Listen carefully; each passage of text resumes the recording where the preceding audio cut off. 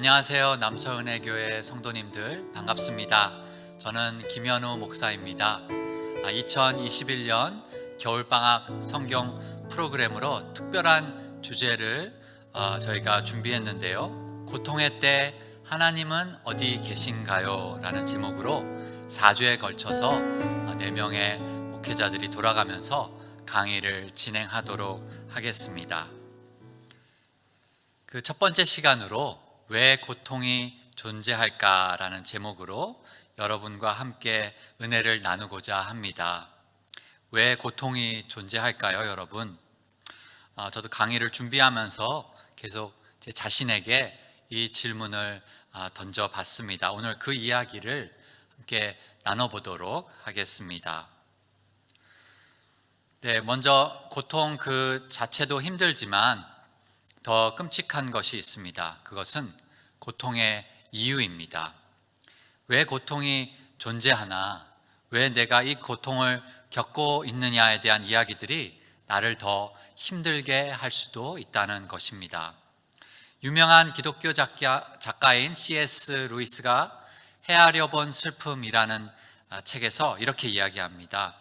하나님은 어디에 계시는 걸까? 무슨 뜻입니까? 분명 신자이지만, 믿는 사람이지만 고통스러운 때에 하나님이 안 계신 것 같다는 거예요. 혹시 그런 경험이 있으십니까? 어느 20대 신혼부부의 이야기를 해드리고자 합니다. 부인이 임파선암에 걸려서 살 가능성이 절반밖에 안 된다고 합니다. 진단 일주일 만에 암 수술을 하고 혼이 빠진 사람처럼 맥없이 그렇게 병원 침대에 누워 있었습니다. 그 부부는 독실한 크리스천이었으나 하나님을 향한 원망이 어쩔 수 없이 나오게 되었습니다. 하나님, 우리를 놀릴 작정으로 고작 결혼 1년 만에 이런 일을 주시는 건가요? 그렇게 외치면서 수술 후에 항암 치료를 받는데 그것은 더 몸을 힘들게 하였습니다. 부인은 날마다 그 치료실 안에서 하나님에 대해서 그리고 자신의 고통에 대해서 생각해 보았습니다. 여러 위문하러 온 성도들이 있었습니다. 어떤 분이 이렇게 이야기합니다. 하나님이 가르쳐주고자 하신 것이 무엇인지 생각해 보라고, 틀림없이 어느 지점에선가 하나님 뜻에서 벗어났을 거다, 이런 이야기를 합니다. 또 하루는 다른 사람이 와서 치유만이 해결책입니다. 병은 절대로 하나님의 뜻이 아닙니다. 마귀가 역사하는 중입니다. 병 고침을 받을 것이라는 충분한 믿음을 가져야 합니다.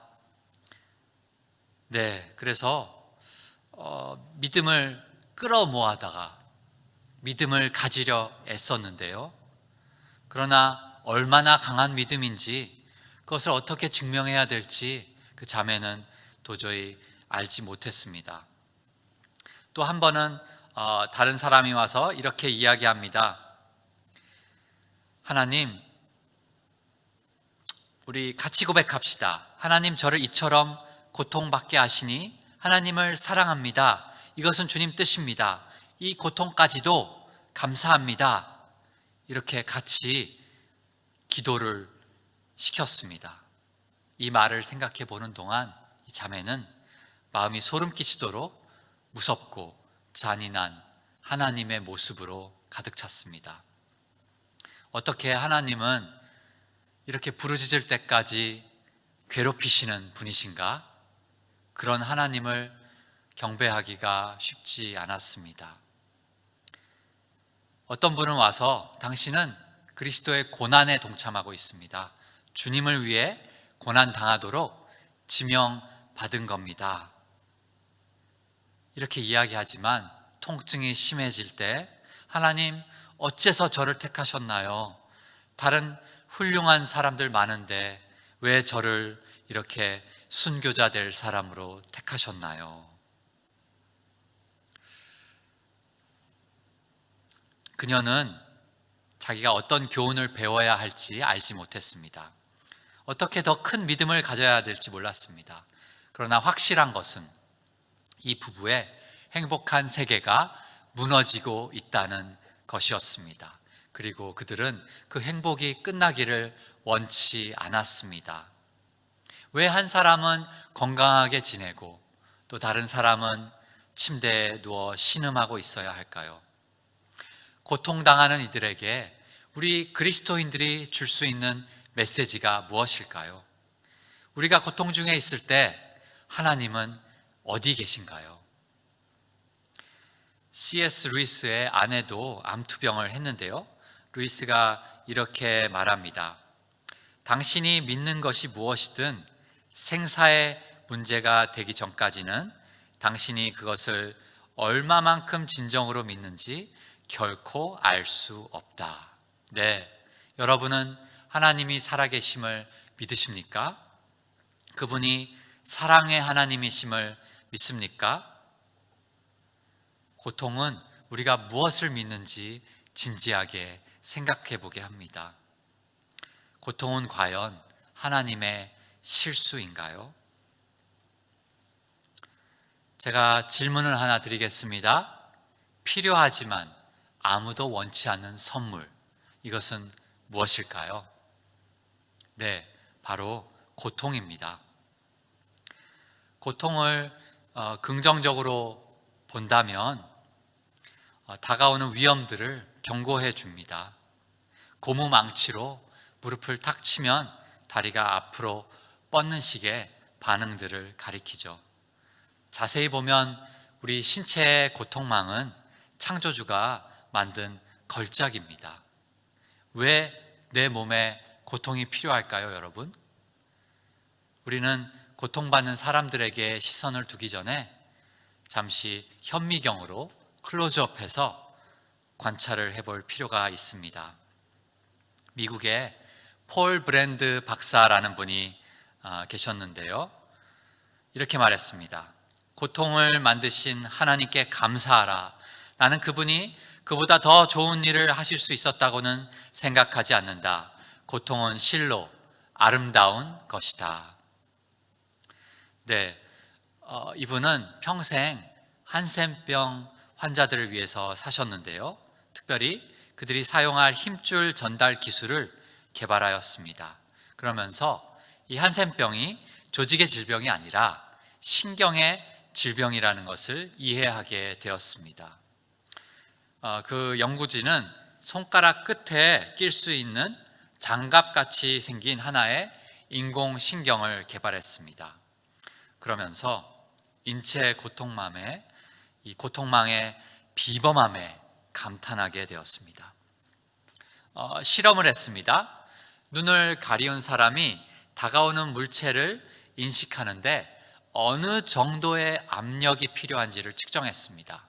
그랬더니 혀 끝에는 2g, 손가락은 3g 정도로 굉장히 예민했던 것이죠. 반면에 발바닥 같은 부위는 둔감했습니다. 두 번째 실험을 했습니다. 고통에 대한 반응을 측정하는데 예리한 바늘을 가지고 어느 정도의 압력을 가해야 고통을 느끼는지 측정을 했습니다. 손가락 끝의 경우를 보면요, 아까 3g의 압력만 있어도 알아차릴 수 있었는데 그것이 고통으로 느껴지기까지는 무려 300g의 압력이 필요하다고 합니다. 왜 그럴까요? 손가락의 활동을 한번 생각해 봅니다. 바이올린을 킬 때 다양한 음량으로 연주하려면 많은 범위의 그 압력들을 느껴야 합니다. 또 테니스 선수가 테니스를 칠 때도 힘을 줘야 되지만 또 너무 고통스러워서도 안 됩니다. 만약에 손가락 끝에 매번 고통의 신호가 와서 두뇌로 보내진다면 우리 인생은 정말 비참해질 것입니다. 그래서 우리의 손가락 끝은 압력에는 엄청나게 민감하면서도 고통에는 비교적 둔감하게 만들어진 것입니다. 놀랍지 않습니까? 눈의 각막은 어떨까요? 네, 조그만 상처 하나에도 민감하게 반응하죠. 그래서 속눈썹 하나라도 들어가면 아주 큰일이 나는 것입니다. 하나님이 우리 신체를 이렇게 놀랍게 정교하게 만드셨습니다. 고통은 결코 하나님의 실수가 아닙니다. 오히려 그것은 몸이 정상 기능을 발휘하며 살기 위해서 꼭 필요한 것이다 말씀드리겠습니다. 하나님은 우리에게 경고할 다른 방법을 찾으실 수는 없었을까요? 쉽게 말해서 꼭 아파야 됩니까? 안 아프면 안 될까요? 이 브랜드 박사는 이런 고민을 계속했습니다.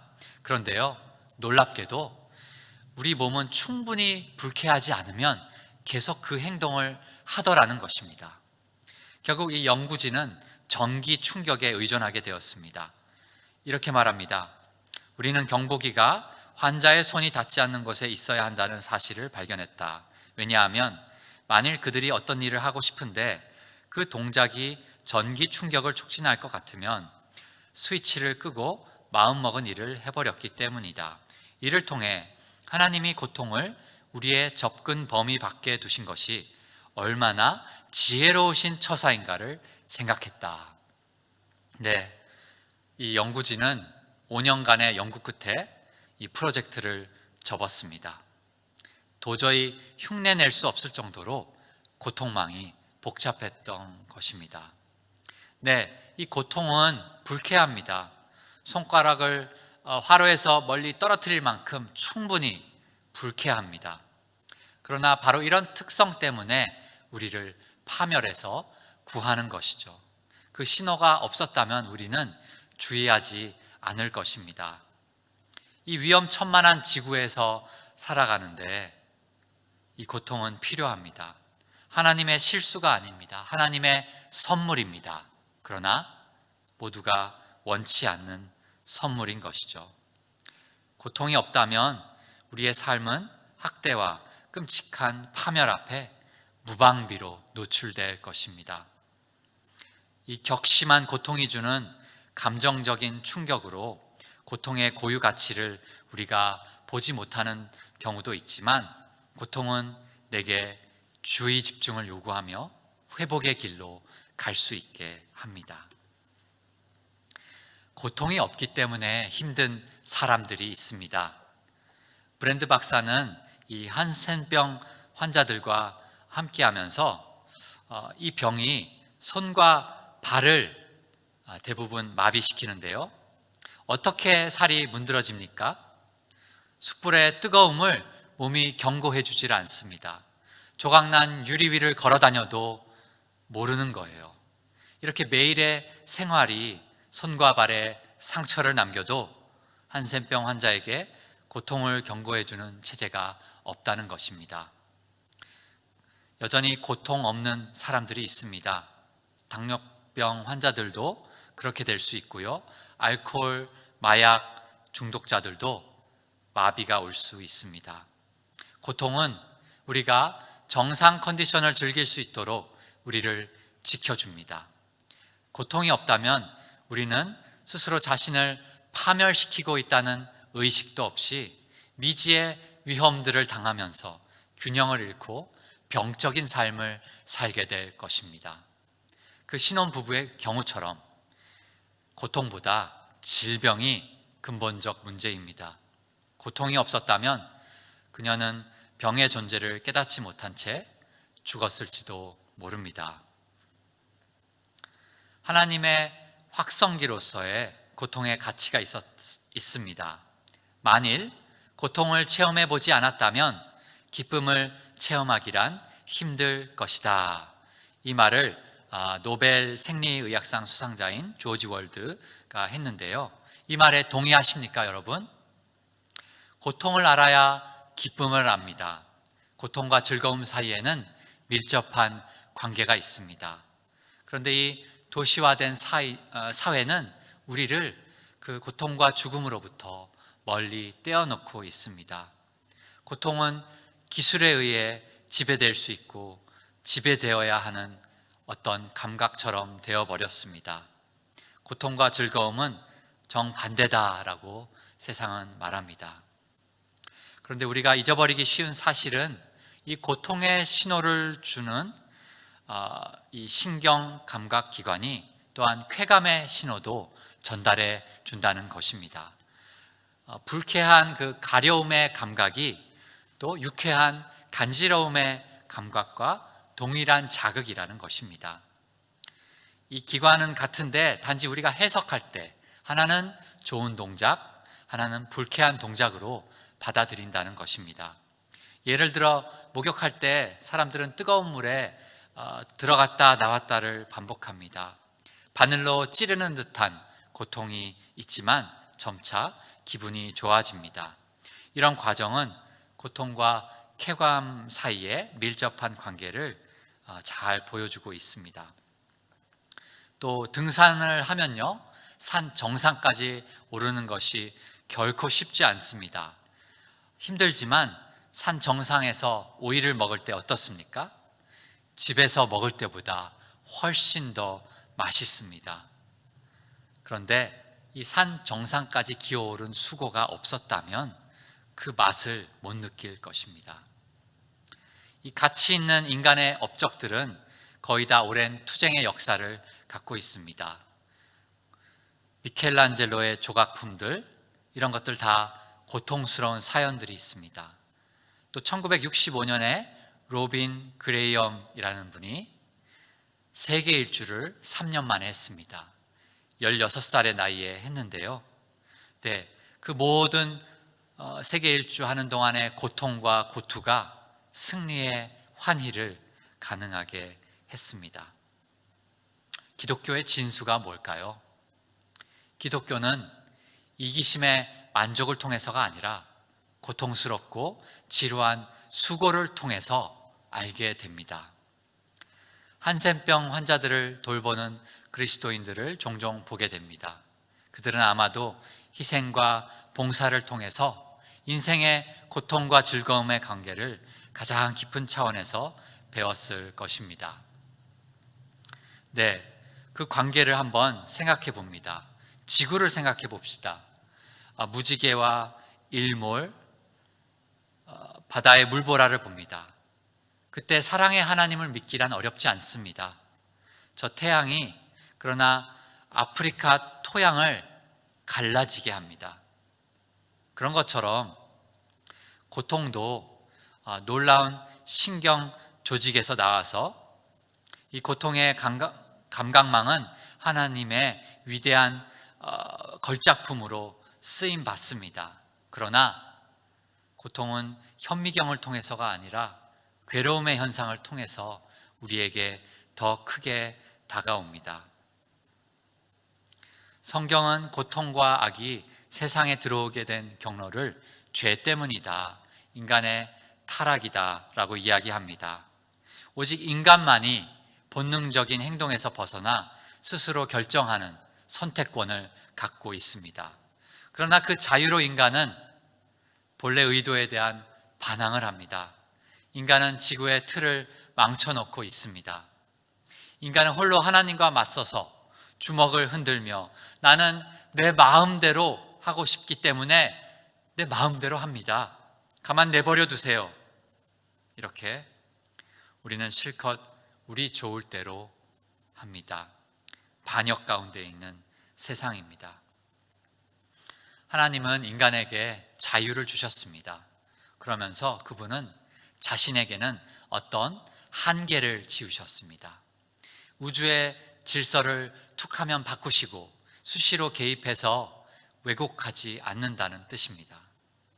자유를 잘못 사용하는 인류로 인해 이 땅에는 고통이 있습니다. 이 지구는 오염된 행성입니다. 하나님은 이 고통 없는 세상 혹은 고통이 덜한 세상을 창조하시는 편이 낫지 않았을까요? 그런데요, 하나님에게는 이 자녀들의 고통보다 더 중요한 어떤 것이 있습니다. 하나님의 아브라함에게 아들 이삭을 바치라고 요구했을 때 고통이 있었습니다. 또 친히 인간이 되셔서 세상 죄를 짊어지신 예수님께 고통이 분명 있었습니다. 그러나 진리를 선포하는 것이 고통 없는 세상을 만드는 일보다 더 중요한 것입니다. 하나님의 확성기를 가지고 이 진리를 선포하기를 원합니다.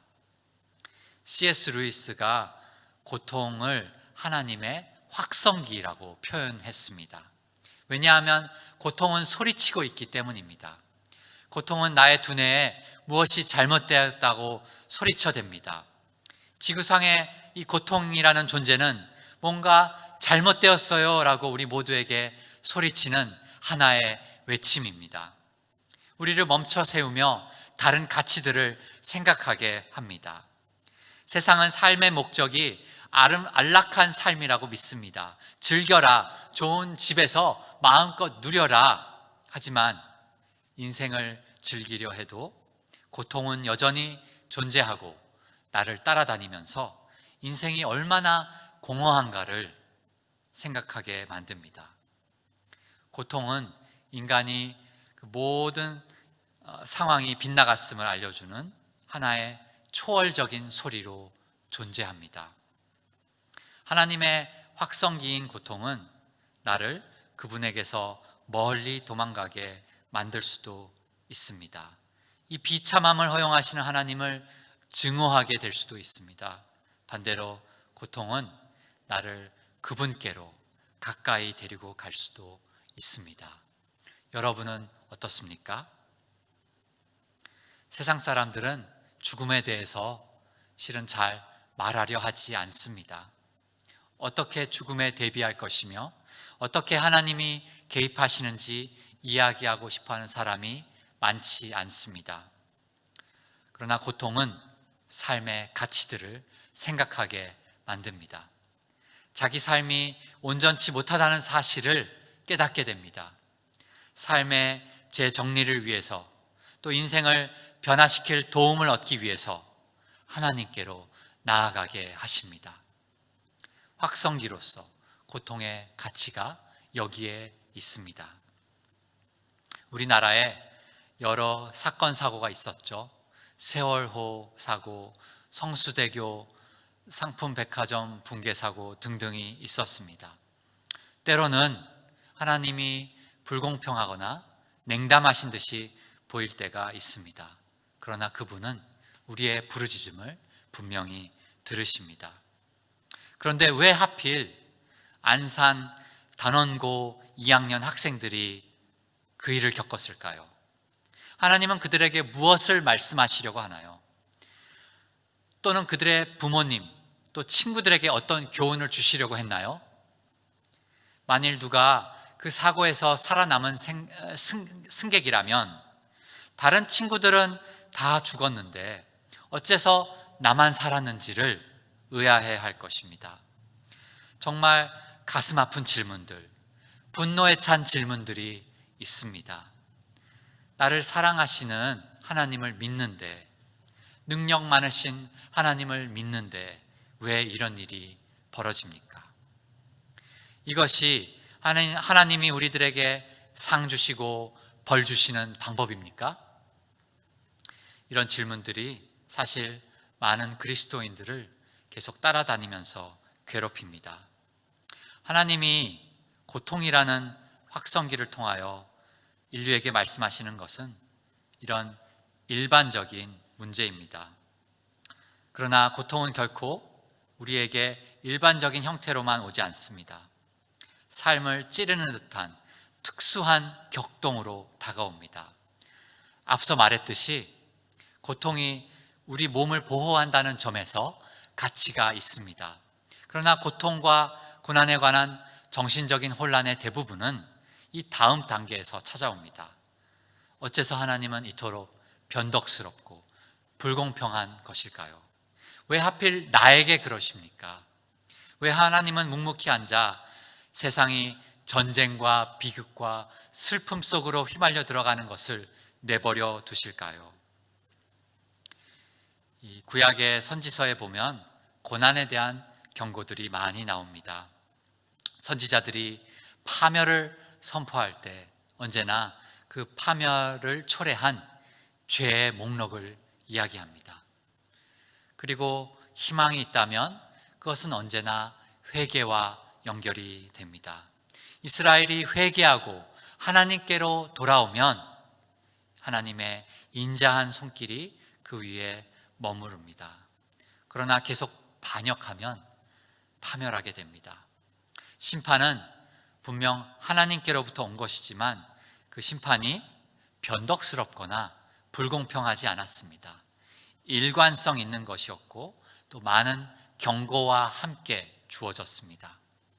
이처럼 구약에서 하나님은 세상의 자연 질서 가운데서 기적과 변화를 일으키기도 하시지만 보통 그렇게 하실 때는 상당한 경고 후에 하셨습니다.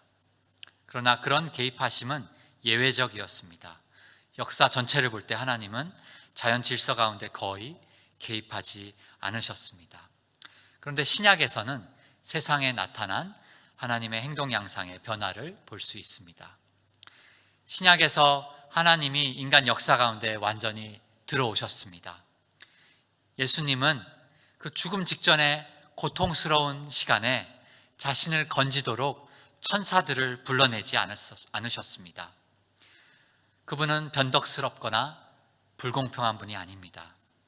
예수님은 고통에 대한 책임이 누구에게 있는가라는 이 질문에 대해서 누가복음 13장 16절에 나오는 것처럼 18년 동안 이 병에 묶여있던 여인의 고통이 누가 준 것이라고요? 사탄이 준 것이다 라고 선포하셨습니다. 그리고 1, 2절에 나오는 것처럼 이 총독 빌라도가 성전에서 제물 드리던 유대인들을 학살했는데요. 그러자 그 사람들이 이같이 해받음으로 다른 모든 갈릴리 사람보다 죄가 더 있는 줄 아느냐? 그렇지 않다는 것이죠. 또 4절에도 또 실로암에서 그 망대가 무너져서 18명이 사망한 사건이 있었는데요. 그들은 어떻습니까? 그 사람들이 예루살렘에 거한 다른 모든 주민들보다 죄가 더 있는 줄 아느냐? 그렇지 않다는 것입니다. 그들은 다른 사람들과 똑같은 사람들이었습니다. 망대가 그럼 왜 무너졌습니까? 허술하게 세워졌기 때문입니다. 세월호, 성수대교, 삼풍백화점 등 모든 사고들은 인간의 실수, 부실공사, 파손 때문이었습니다.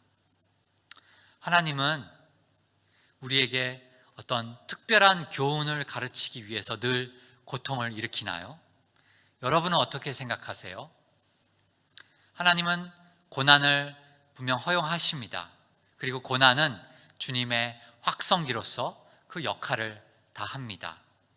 그렇지만 하나님이 어떤 특별한 목적을 위해서 적극적으로 고통을 가하신다고는 믿지 않습니다. 예를 들어 어린 자녀를 천국으로 먼저 보낸 부모가 주님이 이 아이를 데려가셨는데 어떤 목적이 있습니까? 나를 지금 이 고통 속에 집어넣으신 이유가 무엇인가요? 이렇게 질문을 할 수도 있습니다. 그런데 이것은 어쩌면 잘못된 질문일 수도 있습니다. 하나님은 우리가 고통당할 때마다 매번 어떤 특별한 사실을 우리에게 말씀하시는 것이 아닙니다. 네가 이번에 아픈 것은 작년일 때문이고 엊그제 고통당한 것은 재작년에 무슨 사건 때문이다, 이런 식으로 일하시는 분이 아니라는 것입니다. 고통과 고난은 이 세상의 일부입니다. 그리고 그리스도인이라고 해서 예외가 아닙니다. 이 세상에는 거대한 결함이 존재합니다. 그것은 진정한 자유가 없다는 것입니다. 우리는 순수한 동기들이 있지만 욕심으로 잘 오염됩니다. 그러나 그리스도인이라면 이 자유를 가지고 어떤 유혹이나 충동 앞에서도 하나님과 그 길을 선택해야만 하고 그 길을 선택할 때 비로소 성장하게 된다는 것입니다. 어떤 행동들이 진정한 의미에서 미덕이 되려면 상 그리고 고통이 공적에 비례해서는 안 된다는 것입니다. 하나님은 우리가 자유의지로 어떤 상을 주는지 어떤 고통이 있는지 상관없이 그렇게 주님을 사랑하기를 원하십니다. 심지어 그 선택이 고통을 수반할지라도 하나님이 그저 아버지이시기 때문에 사랑하기를 원하십니다. 우리가 자유롭게 드리는 사랑이 하나님께는 너무나 중요해서 주님은 고통을 허용하십니다. 우리의 자유의지에서 오는 진심이 그분께는 그만한 가치가 있습니다. 만일 세상이 모든 죄는 고난으로 처벌되고 모든 선행은 쾌감으로 보상받도록 만들어졌다면 우리의 반응은 늘 기계적일 것입니다. 하나님은 우리를 그렇게 묶어두시는 분이 아닙니다. 우리의 자유로운 반응을 기다리시는 분입니다. 때로 하나님은 형벌로서 고난을 주시기도 하지만 모든 고난이 어떤 특별한 실패와 관계된 건 아니라고 말씀을 드렸습니다. 그런데 회교도들은 무슨 일을 당해도 알라의 뜻입니다 라고 운명적으로 이야기합니다. 이처럼 모든 고통과 고난을 그저 교훈으로 인정한다면 어떻게 될까요? 코로나19가 하나님의 일을 대행하는 것이라면 왜 이것에 대해서 대항해서 싸워야 한단 말인가요? 하나님이 우리에게 어떤 교훈을 주시려고 보냈는데 말입니다. 그렇다면 백신도 만들고 이것과 싸워야겠죠. 네, 운명론적 생각을 하면 백신도 만들지 말고 아무것도 안 해야 될 것입니다. 그러나 이것은 잘못된 생각입니다. 잘못된 삶이라고 해서 항상 고난 가운데 있지는 않듯이 선한 삶이라고 해서 잔인한 고통을 면제받지는 않습니다. 오히려 서신서에 야고보서, 베드로서, 히브리서 모두 그리스도인들에게 고난받을 준비를 하라고 합니다. 히브리서 11장에 그 믿음의 전당을 보십시오. 왜 하나님은 좀 더 많이 그 사람들에게 개입하지 않았을까요? 왜 그들을 고쳐주시지 않았을까요? 이런 질문들은 어떤 값을 치르고서라도 고통을 피하고 싶은 우리의 속마음을 드러냅니다. 믿음이란 초자연적인 현상도 포함하지만 결과가 어떠하든지 매일매일 하나님을 의존하는 신뢰도 포함합니다. 진정한 믿음은 확고한 증거가 없는 믿음입니다. 보지 못하는 것들의 증거요, 바라는 것들의 실상을 믿는 것입니다. 성경 그 어디에도 그리스도인이 비그리스도인들보다 더 쉽고 더 유쾌하고 더 안전한 삶을 살게 될 것이라고 말하지 않습니다. 우리는 그저 고통 중에도 믿음으로 살아가는 것입니다. 하나님은 이 모든 고통 속에서 우리의 인격을 형성해 가십니다.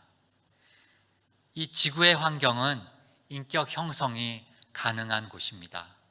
즉, 자유로운 존재로서 사람은 하나님의 자녀가 되기를 선택할 수 있습니다. 고통과 위험이 없는 이 세상에서는 믿음도 필요 없습니다.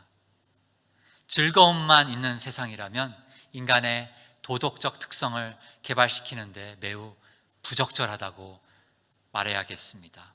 그러므로 인격적인 삶으로 자유로운 존재로 성장할 수 있는 환경은 신뢰할 만한 법칙들에 의해서 움직이며 모든 위험과 곤란과 실패의 가능성들을 포함하고 있어야 합니다. 인간적으로 생각해 보면요, 하나님이 직접 개입하셔서 매번 우리를 도우시는 편이 훨씬 쉬울 것 같습니다. 그러나 그분은 우리의 어떤 인간 개조 과정에 우리가 스스로 참여하기를 원하십니다. 그리고 이것은 고통을 수반합니다. 이렇게 고통을 통해 우리 인격이 형성된다는 것을 기억하시기 바랍니다. 그렇게 그리스도를 닮아가는 은혜와 축복을 누리시기를 간절히 바랍니다. 네, 오늘 강의를 한번 정리해 보겠습니다. 그래서 왜 고통이 존재합니까? 그 답을 찾기 위해서 고통보다 더 끔찍한 고통의 이유를 직면하게 됩니다. 당신 죄 때문이야. 하나님 사랑이 있는데 어떻게 된 거야? 교훈이 있어. 하나님의 뜻이야. 등등 이런 말들이 있습니다. 사람을 2번 죽이는 말들입니다. 필요하지만 아무도 원치 않는 선물, 그것은 고통입니다. 우리를 보호해 주는 역할을 한다는 것이죠. 고통이 없기 때문에 힘든 사람들이 있다는 것을 우리는 기억해야 합니다. 그리고 하나님의 확성기로서 고통의 가치를 알아야 합니다. 확성기를 통해서 하나님을 만나게 됩니다. 또 가장 깊은 차원의 고통과 즐거움의 관계를 여러분 아십니까? 고통을 아는 만큼 즐거움을 알게 됩니다. 그렇다면 고통 때문에 변덕스럽고 불공평해 보이는 하나님에 대한 오해를 풀고 올바른 신앙을 가져야 하겠습니다. 고통이 있든 없든 변함없이 하나님을 바라보는 믿음으로 나아갑시다. 하나님이 완성하고 계신 우리 인생의 교향곡에는 단음, 화음, 불협화음 이런 것들이 다 포함되어 있습니다. 그렇지만 주님의 지휘를 계속 따라가다 보면 우리 입에서 언젠가 새 노래가 터져 나올 것을 믿습니다. 네, 이렇게 강의를 마치면서 질의응답의 시간을 갖도록 하겠습니다. 제가 강의 전에 미리 2분과 함께 대화를 나누었는데요. 첫 번째 질문입니다. 그래서 왜 저는 이렇게 투병 중일까요? 네, 이 성도님은 현재 암 투병 중이십니다. 4기 환자인데요. 지금도 후유증으로 고통 중에 있습니다. 언제 재발할지 모르는 두려움과 걱정이 밀려오기도 합니다. 처음에 판정을 받고서는 무서워서 하나님을 차마 원망할 생각도 못했습니다. 그리고 건강이 곧바로 안 좋아져서 죽음을 맞이하면 어떡하나, 이 가족들, 남편, 자녀들 생각, 걱정이 앞섭니다. 이렇게 표현을 하십니다. 그분이 입으로 말은 안 했지만 너무 놀라고 속상해서 한없이 운 것도 암묵적인 원망에 속하겠죠. 네, 제가 이분께 이렇게 답했습니다. 네, 그 눈물 속에 다 포함되어 있다는 거 주님이 아시죠? 이 말씀이 생각납니다. 시편 42편 5절에 내 영혼아 내가 어찌하여 낙심하며 어찌하여 내 속에서 불안해하는가? 너는 하나님께 소망을 두라. 그가 나타나 도우심으로 말미암아 내가 여전히 찬송하리로다. 아멘. 그분과 대화하면서 결론은 하나님이었습니다. 이 모든 고통에 대한 답은 하나님입니다. 하나님이 살아계시기 때문에, 그리고 그분이 천국을 예비해 놓으셨기 때문에 견디고 있다고 말씀하십니다. 자신을 돌아보며 회개하는 시간을 가졌습니다. 하나님이 말씀으로 힘과 평안을 주셨습니다. 저는 그 성도님께 이렇게 말씀드리고 싶습니다. 어떤 죄 때문에 투병 중이신 것이 아닙니다. 질병은 누구에게나 올 수 있습니다. 우리가 사는 이 땅이 그런 곳입니다. 우리는 영원히 이 땅에서 살 수 없는 연약한 존재들입니다. 우리가 할 바는 그저 날마다 하나님을 붙잡는 것입니다. 고통당하는 만큼 성도님의 믿음이 더욱 확실히 빛날 것입니다. 2번째 질문입니다. 하나님은 왜 그때 그 선택을 막지 않으셨나요? 이 성도님은 경제적인 문제 때문에 마음의 고통을 토로하셨습니다. 경제적인 문제는 언제든지 마주하게 되는 우리 모두의 문제입니다. 어떤 선택을 하느냐, 무엇을 사고 파느냐, 어디에 투자하느냐 등등 우리 삶은 선택의 연속입니다. 때로는 그 결과로 우리는 몸과 마음의 고통을 겪습니다. 고통 중에 기도하면서 내 욕심이었구나. 그때 그 선택도 사실은 내가 만족하지 못하고 욕심을 부린 것이었구나. 이렇게 이 성도님도 고백했다고 말씀합니다. 네, 하나님은 고통을 허락하십니다. 모든 일에 초자연적으로 개입하셔서 그렇다고 모든 걸 막는 그런 분은 아니십니다. 자유로운 인격체로 우리를 만드셨지만 고통이 존재하는 그런 세상에서 우리는 이렇게 살고 있습니다.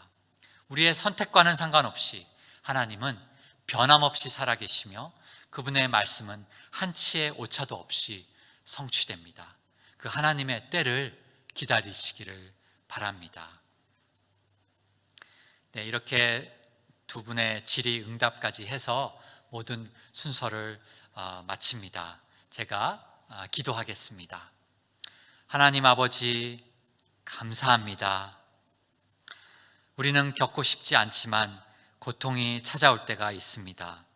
왜 이 고통이 존재하는지 이해하지 못해 괴롭고 하나님을 원망할 때도 있었지만 우리 주님은 그 고통을 확성기로 사용하셔서 고통을 통해서 주님을 만나게 하시니 감사합니다.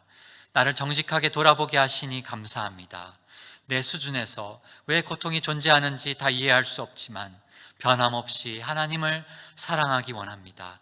끝까지 믿음으로 주님 바라보며 살도록 붙드시기를 간절히 구하오며 우리 주 예수 그리스도의 이름으로 기도합니다. 아멘. 네, 긴 시간 이 강의에 참여하시느라 수고 많으셨습니다. 여러분들에게 유익한 시간이 되었기를 바라고요. 다음 시간에는 제2강으로 극한 고통을 만났을 때 사람들은 어떻게 하는가라는 제목으로 여러분께 훌륭한 또 다른 강사님이 찾아가실 것입니다. 많이 참여해 주시길 바라고요. 저는 이만 여기서 물러나겠습니다. 수고 많으셨습니다. 감사합니다.